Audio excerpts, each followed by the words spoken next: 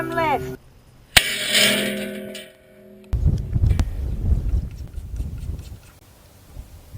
I've got my 22 power, so I've got my whole ability to see an egg.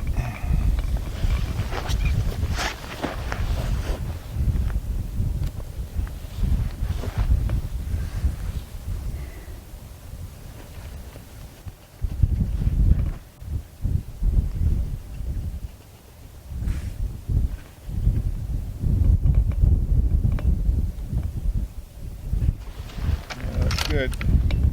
Now let's lob one down there and see. Good to go.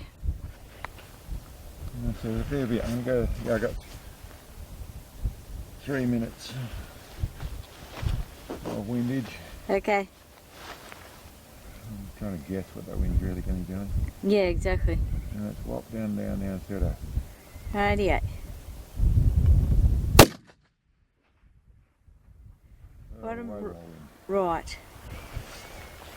Okay, so that was a good, how far right? One target to the right, level with the bottom of the frame. Yeah, that's probably about 7 minutes of wind. Put that over there so they can stop me from having to deal with out of the grass.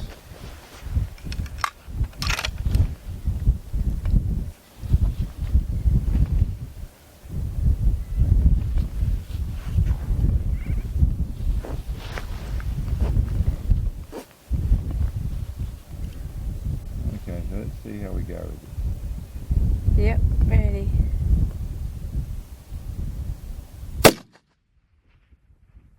Oh, that was pretty much directly behind the egg. I think we went over it by. Oh, wow.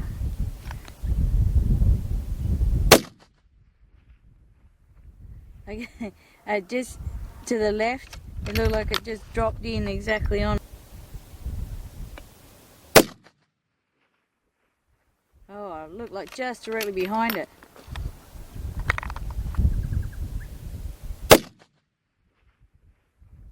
Oh, just off the left-hand side.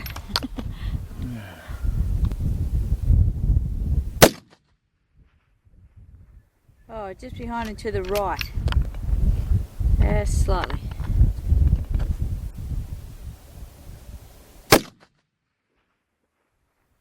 To the right and low. About 5 or 6 eggs. Oh, top left. Couple of eggs, top left.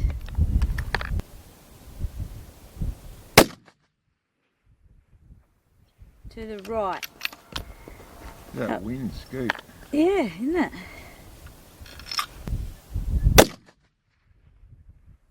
Oh, just to the left. I held sort of 4 inches more.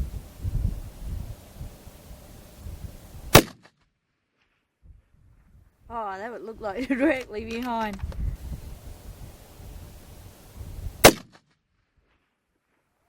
Oh, directly behind, just tiny bit tall. Oh, directly behind, a little bit tall, but very close.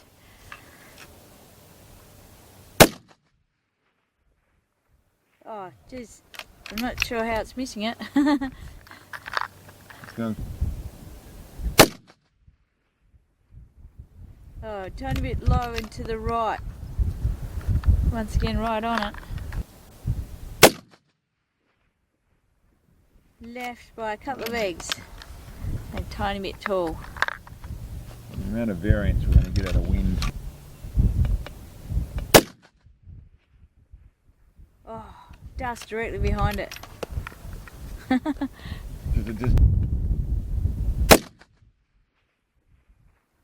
Dust directly behind. Back on directly behind the egg. Oh, geez, that was a tiny bit to the right, but dust directly behind it.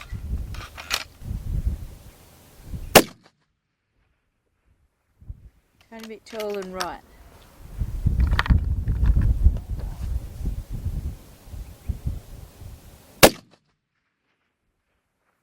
Left. Good height. About 3 eggs left.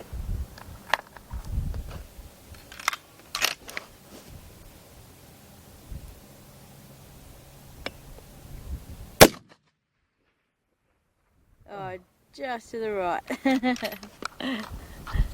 Okay. Well, egg lives. Egg lives.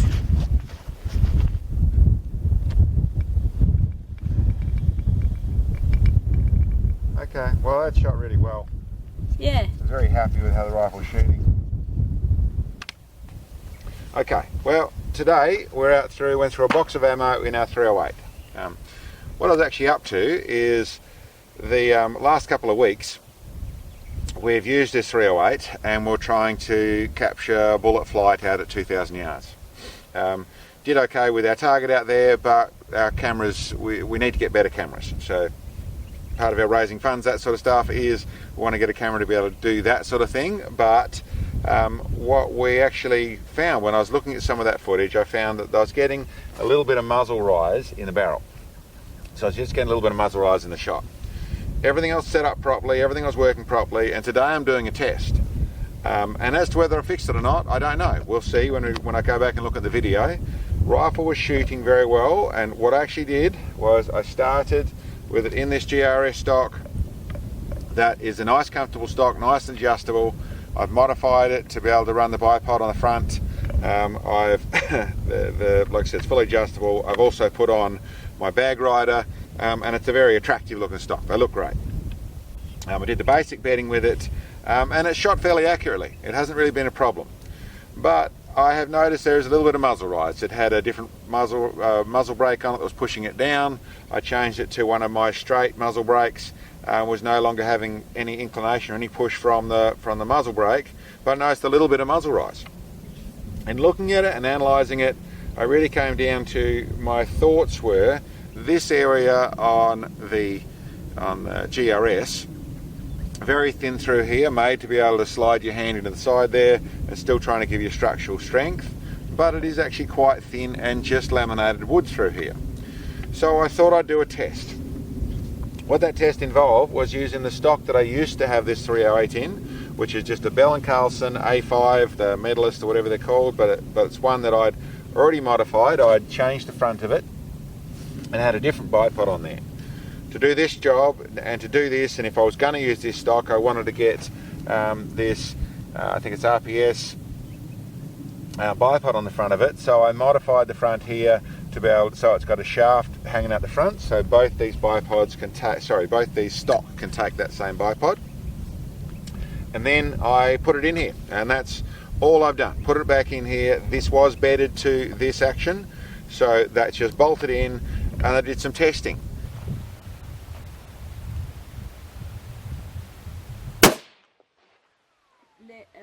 Right See in. it, that's where I show that. That's Yeah. 1 inch high. Cool. Should just fine. Okay.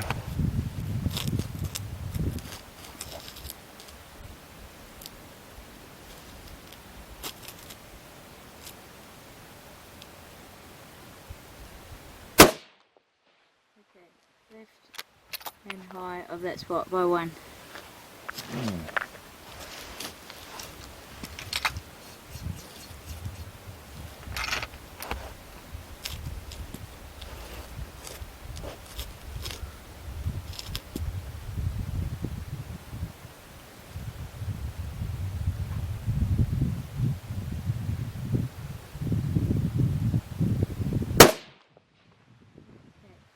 Center. Same height.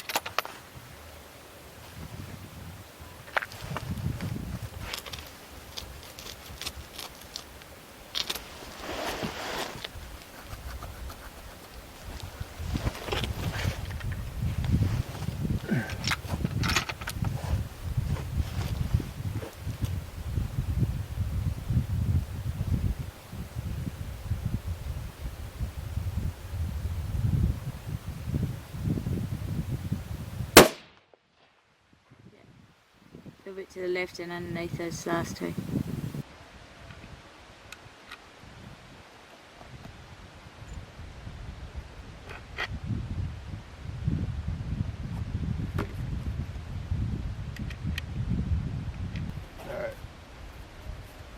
get this one.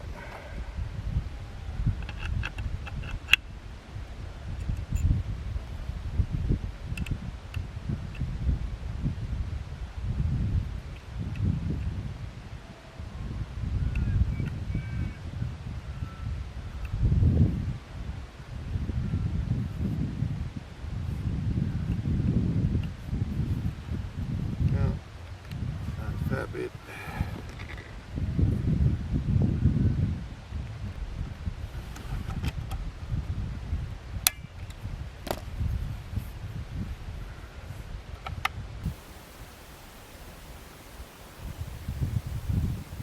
Okay, so let's just try this. Okay. On the same page, just the other side of the page. Okay, ready.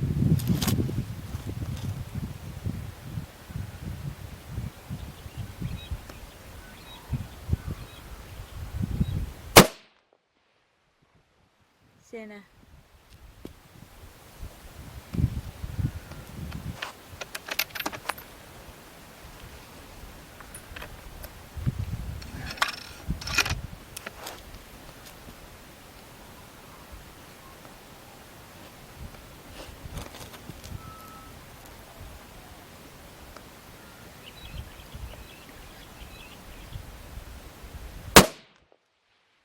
Tiny bit to the top right of that shot.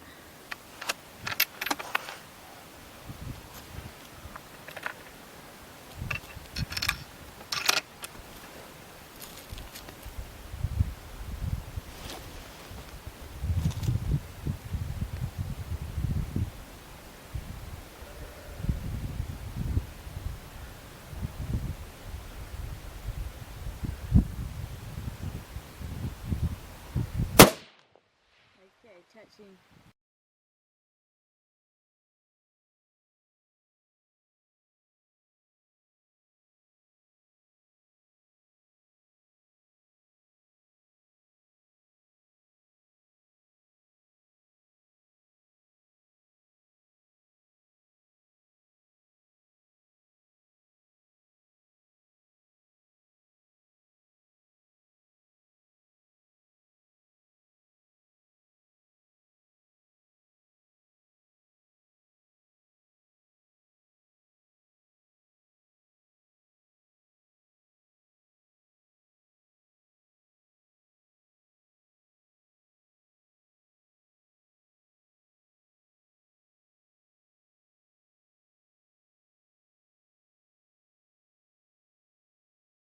I noticed actually on the 100-yard stuff, I wanted to check at that, and I got that on video, that although we had the same elevation on the shot, it was actually with from the GRS stock to the Bell and Carlson stock, the shots had moved left by 1 MOA, which would maybe talk about other things. Maybe it's about the bedding, but equally that would line up with a little tiny bit of twist coming through the way this is cut out here.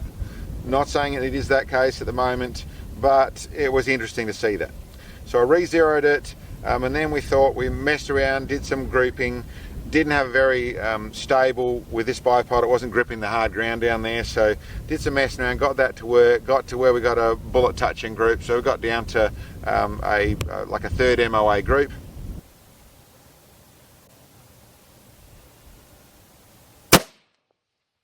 Touching the first hole.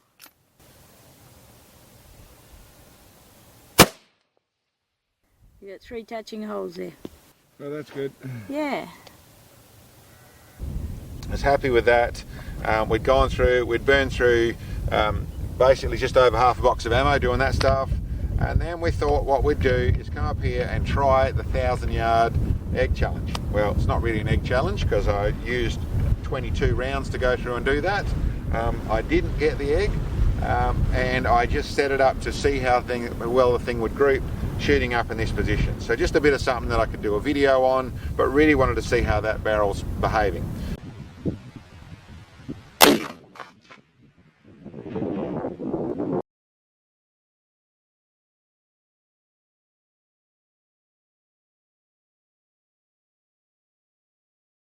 As for how it grouped, I don't know how that egg's still alive down there. I reckon there must be some skid marks on the side of it. It is very, very close. Really happy with how it's shooting. We haven't got a plate up there, so I can't tell you exactly, but I would suggest there were groups back down in the 3 inches in some of that shooting. But really happy, performed really well, shooting really nicely, and just interesting. I like the stock. The way they are very flexible and adjust between shooters. They don't quite have the weight in them, and they have no metal, so they're using wood for their laminate strength. And as a rule, I would say with a laminated stock or a wood stock of any form, I personally prefer not to use a magnum caliber in those. So this is a 308, wasn't in that place, but I still find the gun just feels that bit sturdier, feels that bit heavier. It does have another extra I think 2 or 3 pounds in the way of weight side of things in total, but it was as much as anything a test to see what's going on. I think it looks great this way as well. It's probably not quite as smart looking as the silver shiny bits on the GRS, but still not a bad looking stock by any means. Looks really nice. Anyway guys, that was just a little bit of a test. We'll see what that video is. Well, let's presume right now this bit of cut is for the fact that that's what we saw on the video, and that's really talking about the more rigid strength and aluminium frame of the Bell and Carlson stock over a slightly more hunter friendly and universal friendly GRS laminated stock. I should just verify that distance. I'll just bring that up for you as to exactly the distance we were shooting at. What was that? 1,089 yards. So 1,089 yards was the distance. We didn't get it. Like I said, I wouldn't be surprised if there's a nick on it, but no, we missed it. It's a little target out there. I should also say for the people who have sent in support to us on the web store, on the link below, thank you very much. It all helps. If people want to do that, it would be great. There's a lot of projects we got on this summer. There's a lot of bits and pieces that we want to put money into. We want to make a better video, make a better channel. But thank you very much for the guys who've sent us that stuff already. And I think we're actually looking at getting up some patches done, which you'll be able to buy, but we'll also be sending that to the people who sent in, and we'll work that out as to what we can do there. But thank you again, and we'll catch us next time.